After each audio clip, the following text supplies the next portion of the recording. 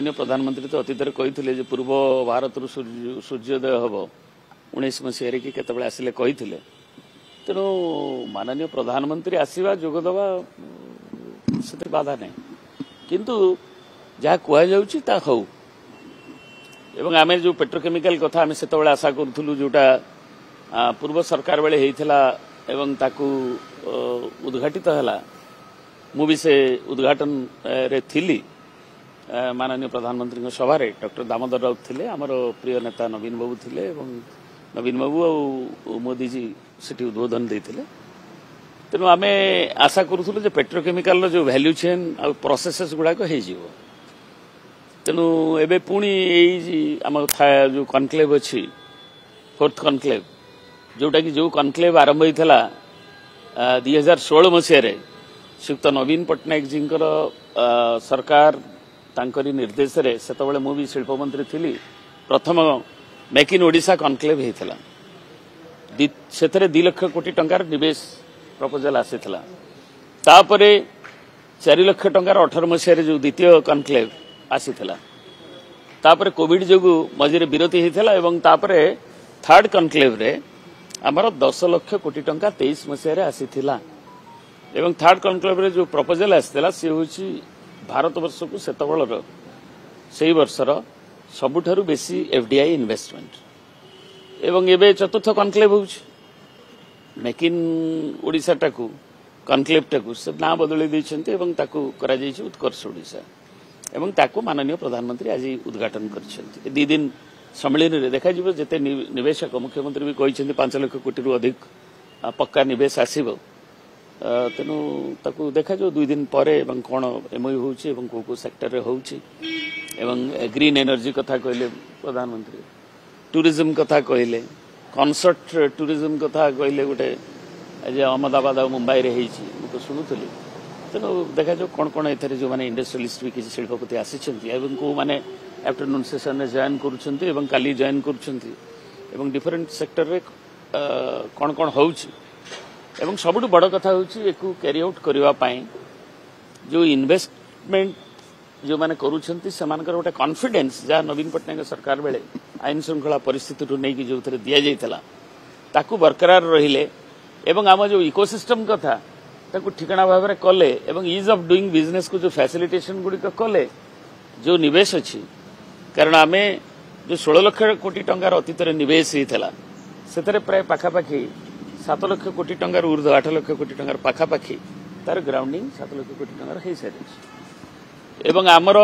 state GSDP की मध्य contribution आमर जो एपरिकी एसएसआई सेक्टर ठू आरंभ करी आमर जो नुआ जो पॉलिसीज गुड़ाक नवीन पट्टनायक सरकार बेले होता विभिन्न sectoral policy pragmatic industrial policy एवं डिफरेंट सेक्टर प्राय 19 सेक्टर और सब सेक्टर पॉलिसी गुड़ाक फैसिलिटेशन आईटी आईटीएस टू नहीं केमिकल टू नहीं करी आमर सेमीकंडक्टर इंडस्ट्री की फैसिलिटेशन टेक्सटाइल अपैरेल टू नहीं करी बायोटेक्नोलॉजी टू नहीं करी आमर विभिन्न सेक्टर सेक्टरल पॉलिसी गुड़ाक एवं agri sector food processing sector ये गुड़ाकर सब होता तेणु आम आशा करूँ माननीय प्रधानमंत्री आसवा पर जमती चेन्नई रे गोटे जापानीज इन्वेस्टर को आने गोटे सेपरेट स्पेसिफिक दि जाए कि आम जो डिफेन्स जो अच्छी मेक इन इंडिया प्रोग्राम रे ताको बनवाई जमती अन्य स्टेट रे फैसिलिटेशन दि जाए तेणु ओडिशा को जदि से स्वतंत्र कहते आम फोकस करा भी आम आशा करूँ निश्चित ओडिशावासी से भाया थर्स्ट एवं सेपाकू आहरी दबा कथा एवं अतीतर जो सफलतार उपलब्धि नवीन पट्टनायक सरकार आमर इकोसिस्टम को ठीक रखी एनेबलिंग एनवायरनमेंट जो कंड्यूसिव एनवायरनमेंट जो वातावरण ताकू रखिक इज ऑफ डूइंग बिजनेस को आहरी क्षिप्रतर करी इन्वेस्टर मानकर कॉन्फिडेंस आनिक आहरी इन्वेस्टमेंट हम बोली आम आशा करूँ मु तो जानी नहीं आधुनिक इकोसिस्टम कथा कही मॉडर्न इकोसिस्टम माने से तो आमर धरतु गोटे डेडिकेटेड जापानीज इन्वेस्टमेंट गोटे कोरियानीज इन्वेस्टमेंट गोटे रहिबो पूरा से फैसिलिटेशन स्पेसिफिक सो दैट से टाइप इन्वेस्टर माने एलियोड हेबे एवं जोठी की लॉजिस्टिक ठू आरंभ करी हम इंफ्रास्ट्रक्चर ओडिशा देखिबे इंफ्रास्ट्रक्चर नवीन पट्टनायक सरकार बेले जो सफलता एवं ता भी एलियोड अन्य मानकु करिथिला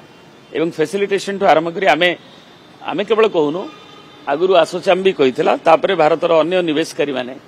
एवं आमर नीति आयोग आरंभ कर अन्य माने भी प्रशंसा कर डिफरेंट जो इंडस्ट्री एसोसिएशन अच्छी आसोचाम तार देइथिला जे प्रथम 3टी इन्वेस्टमेंट डेस्टिनेशन जोटा लोकंकर होची आग्रह अच्छी ओडिशा ता भितर अन्यतम एवं एफडीआई अट्रैक्ट करिबारे मैन्युफैक्चरिंग रे निजर सफलता नबारे एवं डिफरेंट सेक्टरल पॉलिसी करिक नबारे एपरिक स्टार्टअप को नबारे इनोवेशन आउ ताकू नै करी हमर विभिन्न यूनिवर्सिटी करिक तार आगु को नबारे कना जो इनक्यूबेशन हेले आइडियाज सेटा तापरे सेटा स्टार्टअप प्रतिष्ठा हबो एवं ताकू इनक्यूबेटर रु एक्सेलरेटर को नै करी तार प्रोटोटाइप करके मैन्युफैक्चरिंग आड़े जीवा पई किबा कमर्शियल ग्रेड को जीवा पई स्केल अप करबा पई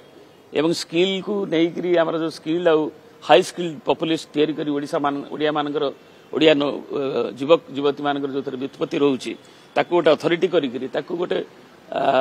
रोड मैप करी प्रॉपर ताकू नबारे अतीत सरकार सफल होइछन्ती एवं आम आशा करछु जे ओडिशार वर्तमान सरकार से सफलतार उपलब्धि की नहीं आगू को जीवे एवं नुआ नुआ जो इन्वेस्टमेंट जो आसुची एवं सेतरे गवर्नमेंट ऑफ इंडिया मध्य स्वतंत्र जोठी इन्वेस्टमेंट करिबारे केवल आमर फैसिलिटेशन नाही जोठी वायबिलिटी गैप फंडिंग अधिका दरकार जोठी कॉस्ट ऑफ फंड लो आसीबो जो इन्वेस्टमेंट गुडाक तार डाउनस्ट्रीम एंसिलरीशन सहित आउरी वैल्यू चेन सृष्टि करिवो ग्रोथ इंजिन कथा माननीय प्रधानमंत्री कहिसें टूरिज्म ठू नहीं अन्य गुड़िक जो ग्रोथ इंजिन को धरतु टूरिज्म कथा टूरिज्म आप ओडिशा जाए बुद्ध सर्किट अंतर्भुक्त हो पारा ना बारंबार आमर नवीन जी भी दाबी करा दाबी कर तेणु बुद्ध टूरिज्म गोटे सारा पृथ्वीर दृष्टि आकर्षण करुँ ताकू आम सर्किट रे किभली रहिबे बुद्धिस्ट जो प्लेसेस अच्छी ओडिशा जो थ्रु कि एंटायर आम चाइना जापान आउ स्पीति वैली ये सब जगार जो बुद्धिज्म महाजानिक बुद्धिज्म ता एठू आमर तार उद्भव होता एपरिक लामाइज्म हिज होलीनेस दलाई लामा आसला बेले भी मुझे से कथा कही आम कहुला से भी राजी होते 4 दिन आसला जो ओडिशा आम हूँ प्रीमियर सोर्स ऑफ नॉलेज पुटांग यूनिवर्सिटी में आम रोड शो करूँ संघारे सो ये जो कथा गुड़ाक से गवर्नमेंट ऑफ इंडिया भी पूरा केवल कथा नुहे आम थर्स्ट दरकार एवं सेतु ताको इनक्लूड करिया दरकार विभिन्न ग्रुप रे ताहेले तार रिफिल इफेक्ट रे तार जो कास्केडिंग इफेक्ट रे अन्य इंडस्ट्रीज गुड़ाक एवं टूरिज्म रे जो स्मॉल स्केल टू आरंभ मीडियम स्केल आम जो माने इन्वेस्टमेंट करिया भी वैल्यूड